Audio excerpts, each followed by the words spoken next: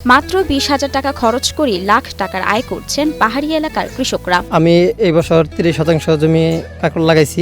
আমার 20 থেকে 25,000 টাকা খরচ হয়েছে। 25 থেকে 30% জমিতে 20 থেকে 25,000 টাকা খরচ করে অনায়াসেই লাখ টাকা ঘরে তুলছেন কৃষকেরা। আমি 25% কাঁকরোল আবাদ করছি, 70-80 হাজার টাকা বিক্রি করছি, 20,000 টাকা খরচ হয়েছে।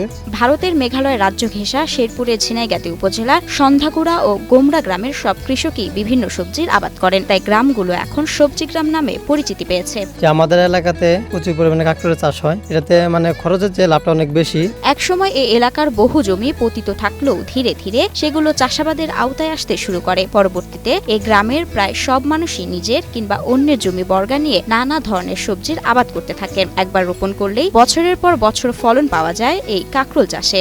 কাঁকরোল একবার রোপণ করলে আর রোপণ করতে হয় না, একবার মূল রোপণ করলে বছর পর বছর ওখান থেকে গাছ হয়, ওখান থেকে আমরা ফলন পাই। প্রতি কেজি 40 থেকে 50 টাকা দরে বিক্রি করে লাখপতি হচ্ছেন এখানকার কৃষকরা। কাঁকরোলের বাজারটা এখন বর্তমান ভালোই, 50 টাকা, 45 টাকা, 40 টাকা বেচা কেনা হচ্ছে।